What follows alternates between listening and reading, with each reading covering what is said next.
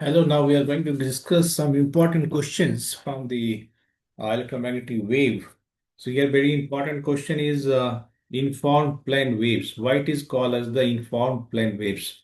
So here if you see that when wave is going to propagate along the z direction, then electric field and magnetic field that will be perpendicular to the direction of propagation and they will be perpendicular to each other also. Okay.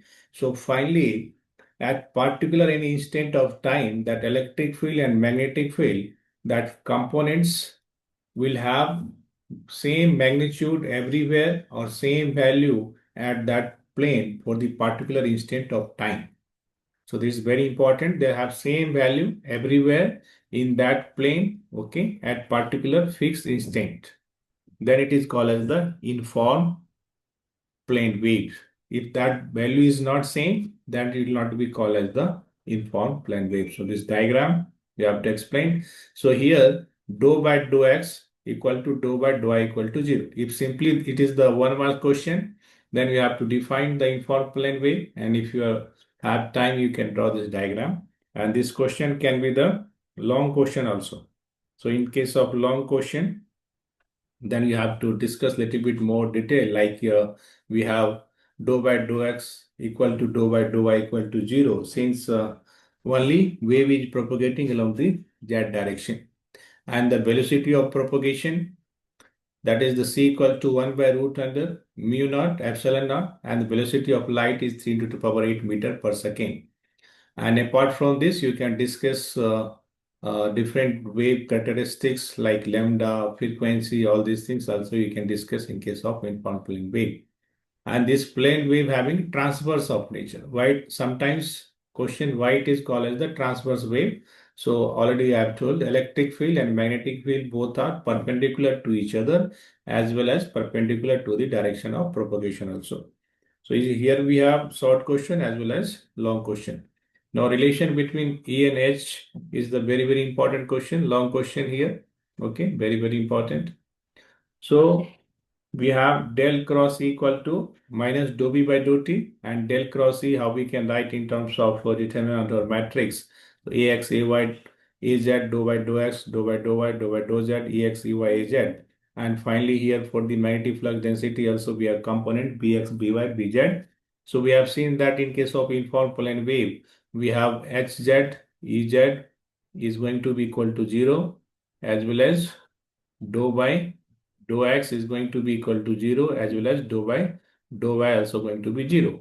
So on the basis of that, we are going to expand here with the help of row 2 and column 3. Then we have this equation, and if we compare LHS and RHS, then we have dou EY by dou Z equal to minus dou BX by dou T. Similarly here, dou EX dou Z equal to minus, that is not minus here, plus dou BY by dou T. So this is the equation 4. And B equal to mu H. So on the basis of that, we are getting the equation 5. So this second equation of the Maxwell, again, we can write here by the help of this. So del cross H equal to J plus dou D by dou T. This is the conduction current density. This is the displacement current density. So J equal to 0 in case of free space. Okay. So in that now we'll have only del cross H equal to dou D by dou T. So first we have written with the help of electric field. Now we are writing with the relation of the magnetic field. So again, same analysis here.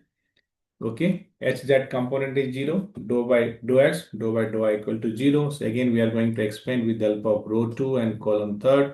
Okay, so in case of informed plane wave, we have this relation equation number 7. So now if we are going to consider EY equal to F1 of Z minus CT equal to F, and this is the C is the velocity of light and wave is going to propagate in the Z direction. So now we are going to differentiate with respect to time. So we have F1 dash Z minus CT, and again differentiation of this. So this is the minus C. Okay, that is with the constant in particular plane. So now dou EY by dou T equal to minus EF dash. Okay, so again this F dash later we can write. Okay, so finally this is the equation 7, 9. If you are going to combine, we have this relation. Again, we have equation 7, 10. We are getting by rearrangement of this equation. Now we are going to integrate both sides. So F dash become F. So F is what for us? EY. So K is the propagation constant that can be neglected in case of process of radiation.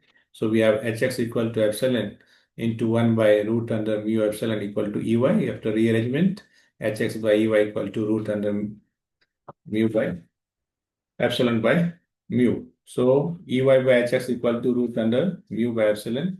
So from here, if you apply the concept of this, similarly, we can write for the magnetic field also. And electric, in case of informed plane wave, this electric field component having X and Y components, magnetic field also having X and Y components. So finally, this Ex, we can write mu epsilon into Hy. So that is the relation we have root under. Okay. So E is what? Root under mu by epsilon into H. So according to the suffix, that value is substituted here. So finally, we are going to get E by H equal to root under mu by epsilon. So this is also called as the intrinsic impedance, okay, or simply impedance. When we'll have a limiting case, then it will be called as the intrinsic impedance or characteristic impedance of the non-conducting mediums. And if you are going to take the condition of the free space, then mu become mu naught, epsilon become epsilon naught. So finally, we have root under 4 pi. That is the value of permittivity, and this is the value of the permeability. So finally, we have 120 pi, that is 377 ohm.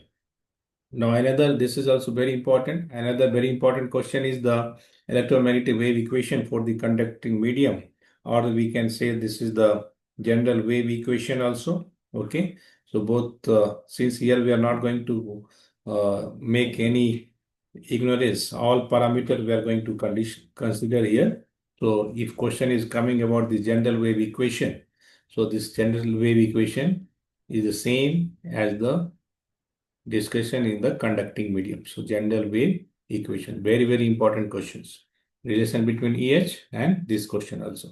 So here we are using the Maxwell equation, del dot B equal to 0, del dot D equal to 0, that we have seen earlier, del cross E equal to this equation 3, del cross H, conduction plus displacement current density, and J equal to sigma E. We have substituted the value D equal to epsilon E. So after rearrangement, we have equation 5. Now we have del cross E. So for that, again, B equal to mu H. So we have del cross E equal to minus mu dou H by dou T. So we have separate videos for this topic. So you can see there. Now you are taking del, that is we are finding the curl of the del cross E. So finally equation 7. Now if you differentiate, so we have dou by dou T del cross H, and here sigma dou E by dt plus epsilon dou square E by dou T square. And again, now with this identity we are going to use. So finally, rearrangement of this equation we have here by using equation 5. You have this equation 8 here, that is a del cross dou H by dou T. This arrangement we have done here.